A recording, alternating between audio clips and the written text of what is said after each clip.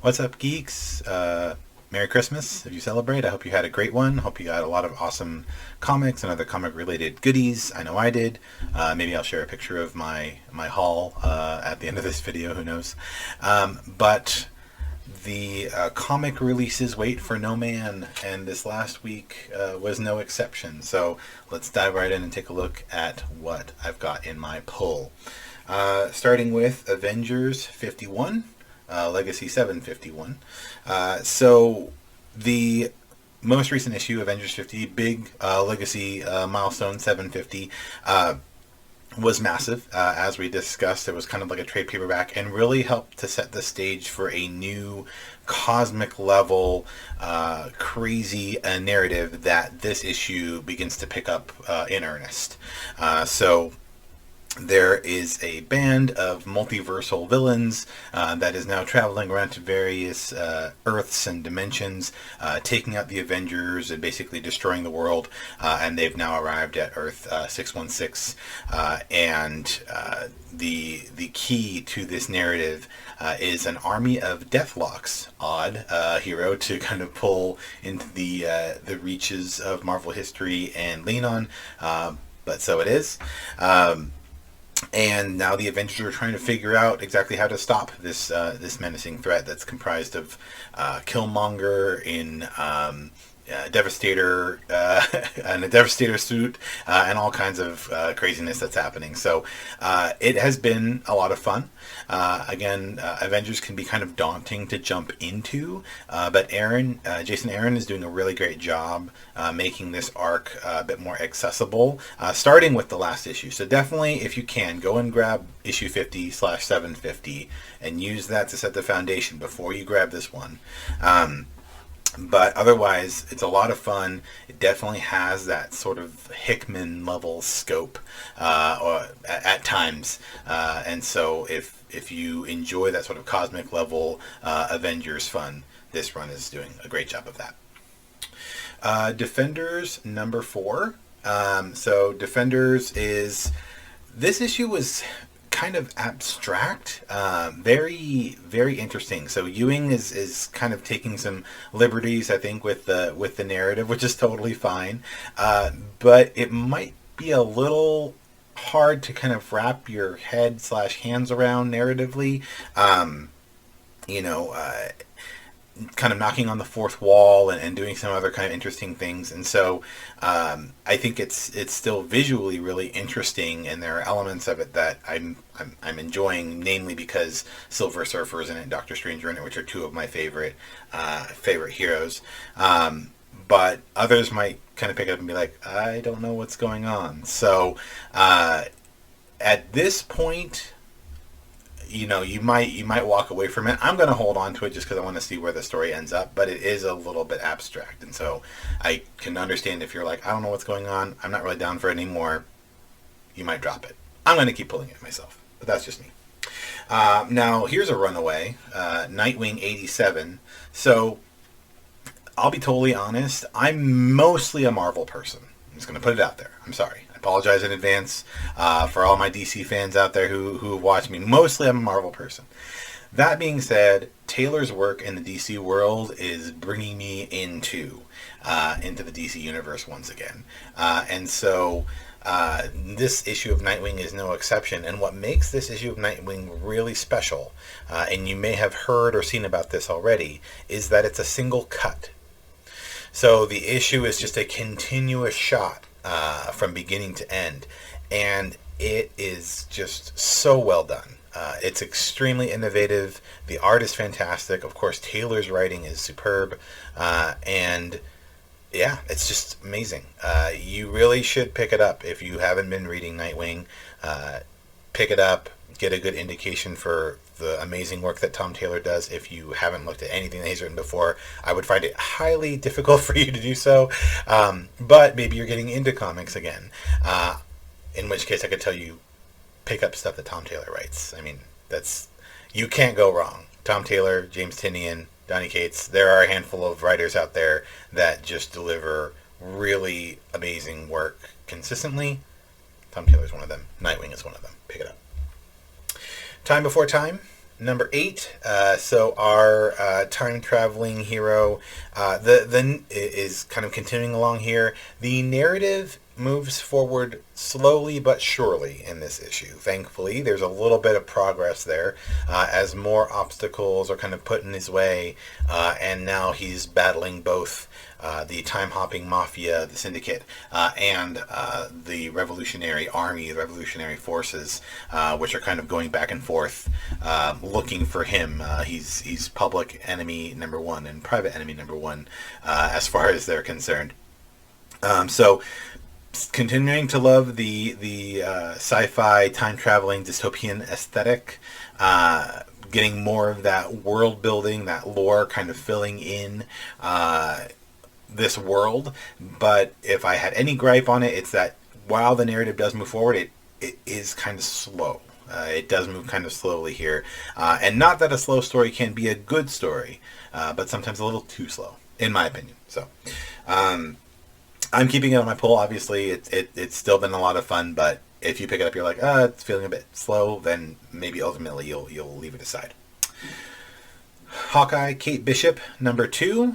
So we've got another installment for a character who is now front and center in a lot of mainstream comic fans' minds, because they have just recently finished the finale of the Hawkeye series with Kate Bishop front and center there. This series is a lot of fun, and I think it does capitalize on the lingering hype from the show.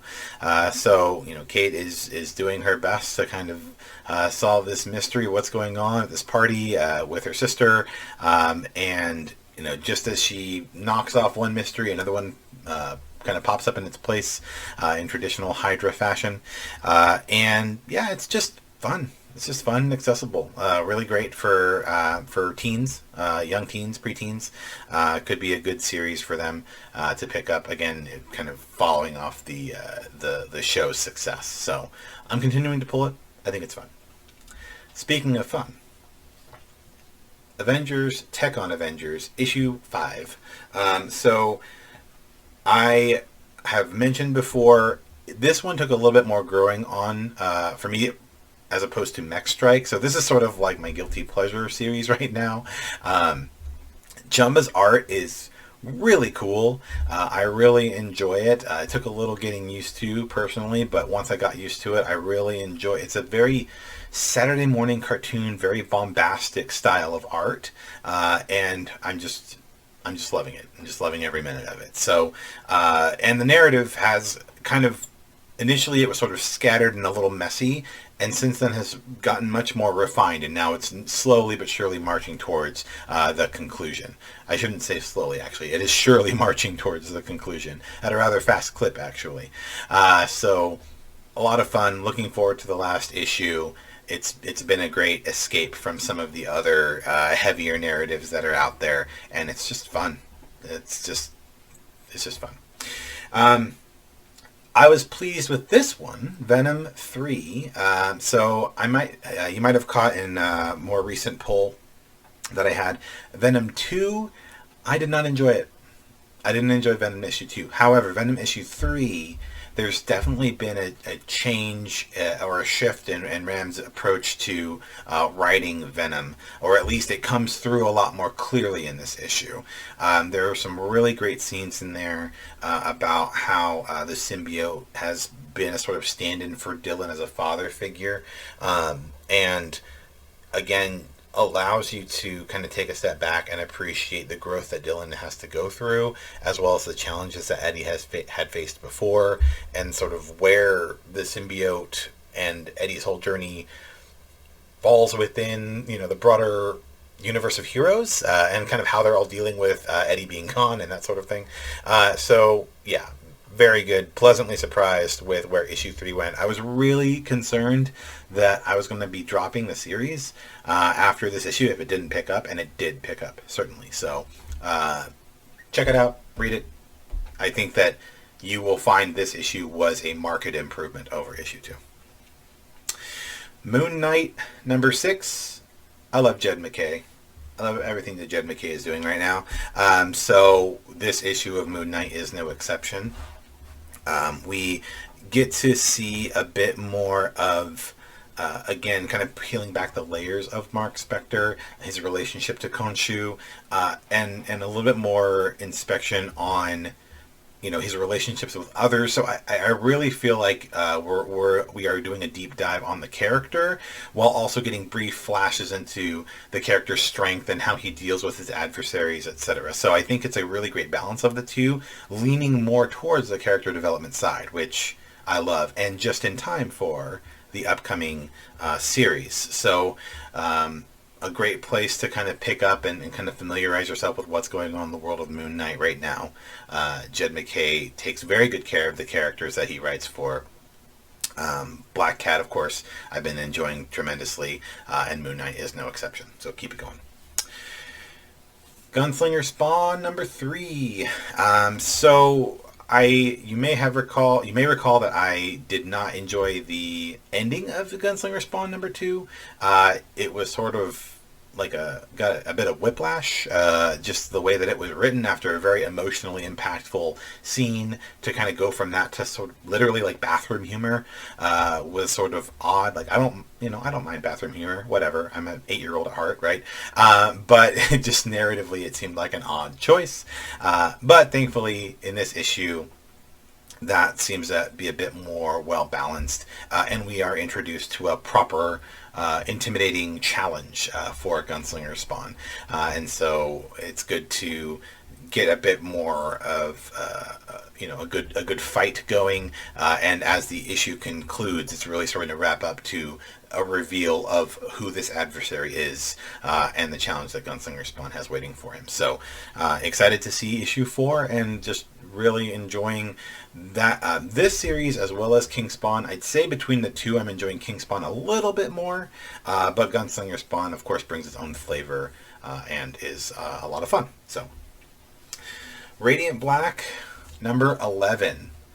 So, the series continues to be awesome. Okay, I'll just start out by saying that. It's a great series. It's a great Sentai series. Higgins is doing some fantastic work with it. But I was a little disappointed that a certain narrative decision was made, because I think it robs the emotional impact of what otherwise was an amazing issue 10. So the last issue was just fantastic in so many ways, including the Blacklight edition. Like, it just spectacular art, great writing, amazing story, and then it kind of flows into this issue, which wraps up the ramifications of the previous issue, but not in the way that you might think. I'm just a little disappointed narratively, because I think if it went the other way, it could have been a real great impetus for our hero to do what he does, and do what he does well. Other than that, it's a great series. I'm going to keep reading it, especially with the crossover series that are coming out early next year and sort of expanding of this world. I want to read more of it and see more of it and build out this world a bit more. So I'm excited for it. House of Slaughter, number 3. So we get to learn a little bit more about Jace and Aaron in this issue. Again, the main draw for many folks who are reading House of Slaughter right now is kind of building on the world around it, right? Knowing more about the families, knowing more about the different mask tribes and what they hunt and why they hunt, and how long they've been at it and all their various rituals, right?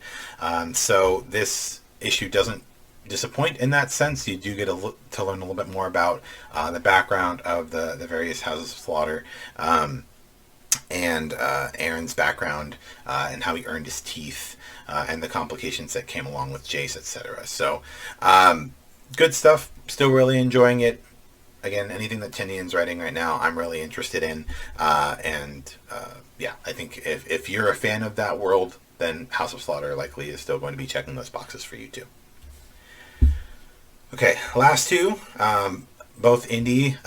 We got Aftershock, Chicken Devil, issue 3. This issue was wild. It was so wild and so fun. And you know, the narrative curveball at the end, I honestly didn't see it coming. I think there might be a few people who will be like, okay, yeah, duh. But I didn't. I mean, and I think it speaks to the frenetic energy of the narrative, which at times can work against it, because you feel like, oh man, everything's happening so fast, and you might be like, I lost the plot 2 blocks back when we were careening around a corner, right?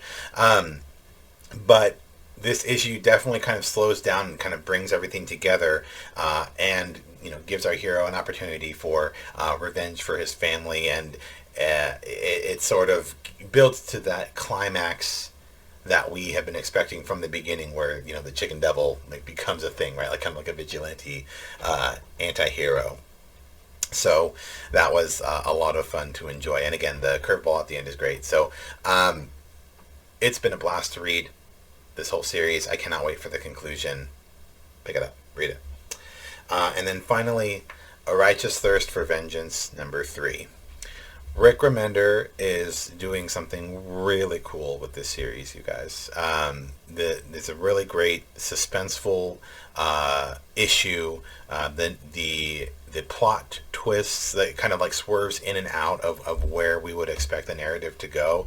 And I think you expect some of it's a little bit different than you were expecting, like not a total 180, but just enough to be like, oh, that's interesting. And I think if it does that enough, then you have yourself an interesting story.